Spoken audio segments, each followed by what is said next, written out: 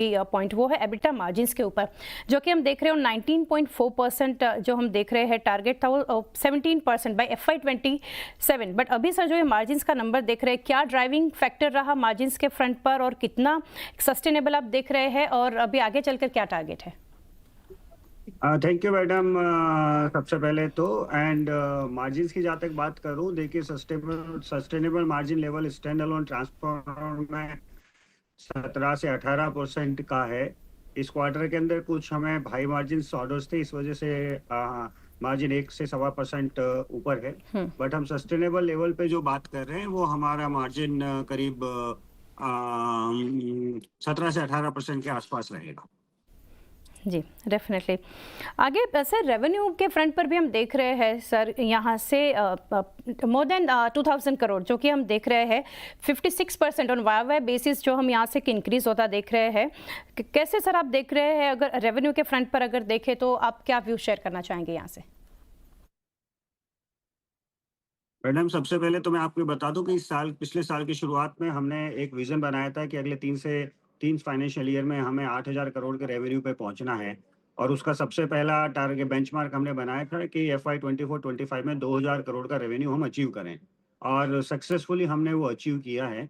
और अभी हम बहुत ही स्टडी लेवल पे हमारे टारगेट की ओर बढ़ रहे हैं कि 3 साल के अंदर हमें 8000 करोड़ का $1 बिलियन का रेवेन्यू क्रॉस करना है। अगले साल का हमारा टारगेट 3500 करोड़ रुपए का है ना, उस डायरेक्शन में हम काम कर रहे हैं। डेफिनेटली।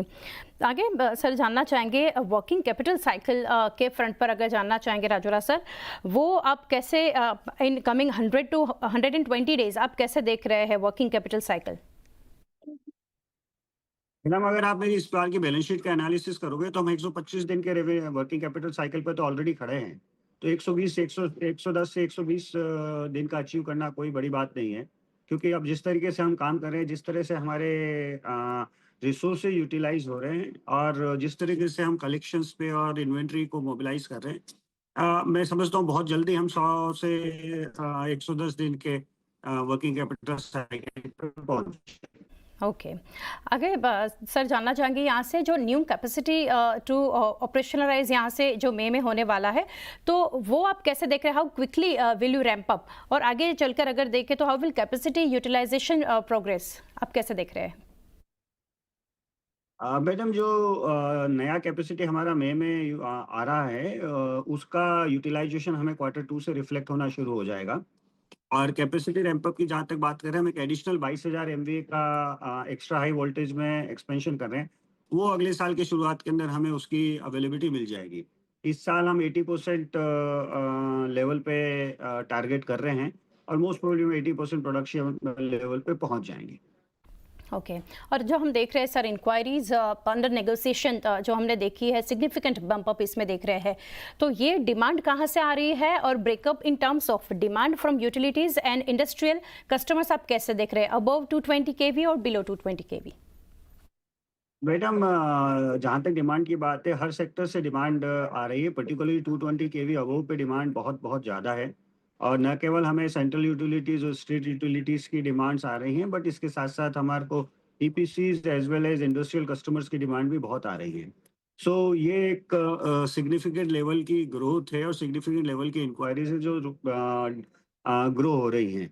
जहाँ तक आप 220 kV की बात करते हैं, तो हमारी 70% demand and 70% enquiry and business भी आज 220 kVA से है। और यही सेक्टर है जिसके ऊपर आज की तारीख के अंदर ट्रांसफार्मर इंडस्ट्री के अंदर काफ़ी ज़्यादा डिमांड है। सर और राजा सर दो चीज़ यहाँ से कवर करना चाहूँगी। एक तो demand supply gap in export market जो हम देख रहे हैं वर्सेस डोमेस्टिक मार्केट, वो कैसे देख रहे हैं? कैन कमांड बेटर प्राइसिंग यहाँ से हम देख रहे हैं, या फिर बेटर मार्जिन्स देयर? और जो एक लिमिटिंग एक्सपोर्ट जो एक्सपोजर है टू ओनली 15%, वो क्यों है? और कुछ यहाँ से एक्सपोर्ट अपॉर्चुनिटीज़ कैसी रहेगी? Tariff impact in terms of कुछ कंपनी के लिए असर कर रहा है यहाँ से? पहली चीज तो आपको बताऊं कि हम एक्सपोर्ट को लिमिटेशन क्यों करना चाह रहे हैं, बिकॉज हम लोग इंडिया फर्स्ट पॉलिसी पे काम कर रहे हैं। पहले हम भारत की आवश्यकताओं को पूरा करना चाह रहे हैं, बिकॉज देश ग्रो हो रहा है, देश की जरूरतों को पूरा करना सबसे ज्यादा जरूरी है। दूसरी चीज मार्जिन्स की जो आप बात कर रहे हैं, आज की तारीख के अंदर इंडिया के अंदर margins at par with export market है, और पेमेंट टर्म्स ज़्यादा बेहतर है। तो हमारा फोकस मेन है कि हम हिंदुस्तान की रिक्वायरमेंट को फुलफिल करें। अगर हम हिंदुस्तान की रिक्वायरमेंट को छोड़ के बाहर जाना चाहते हैं, तो एक तो पहली चीज़ तो हम अपने देश की रिक्वायरमेंट को पूरा नहीं कर रहे हैं। दूसरी चीज़ हम कहीं न कहीं हमारे इंडियन कस्टमर्स को सैक्रिफाइस कर रहे हैं या किसी और को लीवे दे रहे हैं जो हम देना नहीं चाहते।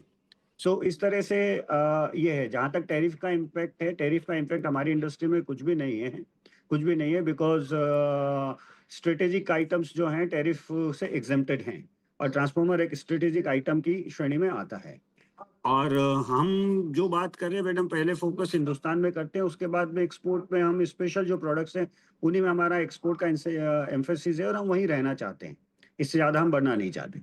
Right sir, fair enough sir. तो राजूराज सर, आगे जो जानना चाहेंगे यहाँ से, जो कंपनी अभी बिड करेगी फॉर HVDC इन FY26, तो वो जो है उसके लिए ट्रायल ऑर्डर भी जल्दी हमें देखेगा। व्हाट्स द अपॉर्चुनिटी कंपनी के लिए, आप कैसे देख रहे हैं cost of transformer in HVDC versus your existing order book, वो कैसे देख रहे हैं? और साथ ही जानना चाहेंगे मार्जिन्स कैसे रहेंगे? मैडम, HVDC की अभी डिमांड हिंदुस्तान में इतनी ज़्यादा है नहीं। धीरे-धीरे वो प्रोग्रेस हो रही है और as compared to the present जो रिक्वायरमेंट है, उसकी तुलना में HVDC बहुत छोटी मात्रा के ट्रांसफ़ॉर्मर्स हैं। ठीक है, उनका वैल्यू एक ट्रांसफ़ॉर्मर करीब 50 करोड़ के आस-पास होगा और मार्जिन लेवल्स स्लाइटली बेटर होंगे, पर नंबर्स उसके बहुत कम हैं। और जहाँ तक हमारे ट्रायल ऑर्डर की बात है, हम एक्सपेक्ट कर रहे हैं कि इस महीने नहीं तो अगले महीने पावर ग्रिड से हमें एक रिपेयर का ऑर्डर मिलेगा और धीरे-धीरे हम इस सेगमेंट में आगे बढ़ेंगे। हम भी चाहते हैं, क्योंकि इस समय HVDC सेगमेंट के अंदर कोई भी हिंदुस्तानी कंपनी नहीं है, तो हम खुद चाहते हैं कि हम HVDC को डेवलप करें और इंडिया को सर्व करें, क्योंकि अल्टीमेटली इंडिया की रिक्वायरमेंट अगर इंडिया से ही पूरी हो तो ज़्यादा बेहतर है और इंडियन कंपनी के अंदर इस समय हम ही बेहतर पोजीशन में इस रिक्वायरमेंट को पूरा करने के लिए। इसके रिलेटेड ही मैं पूछना चाहूँगी, जनरली HVDC प्रोजेक्ट्स जो हम देख रहे हैं आर लार्जली चंकी ऑर्डर्स, तो कुछ इम्पैक्ट आप देख रहे हैं उसका कुछ in coming days on working capital cycle? जी नहीं मैडम, जी नहीं, कुछ भी ऐसा कोई इम्पैक्ट नहीं है। Okay sir, couple of points मैं लेना चाहूँगी। एक तो जो यहाँ से कंपनी का प्लान है फॉर कैपेक्स ऑफ 550 करोड़, तो वो आप कैसे फंड होता देख रहे हैं यहाँ से इंटरनली, या फिर डेट इक्विटी रेस आप करेंगे? ओवरऑल विजिबिलिटी ऑन QIP आप कैसे देख रहे हैं?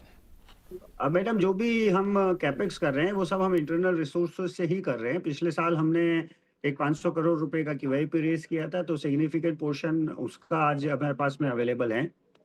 और उसके साथ-साथ फर्दर रिक्वायरमेंट डेट की कुछ भी नहीं है, प्रॉफिट मार्जिन्स बढ़ते जा रहे हैं, तो हम इंटरनल रिसोर्सेज से ही जो भी रिक्वायरमेंट आएगी उसको पूरा करेंगे। राइट राजूराज सर, काफ़ी डिटेल्स हमारे साथ आपने शेयर की। Thank you so much sir for connecting and best wishes for coming quarters. Thank you again. Ma'am, thanks a lot.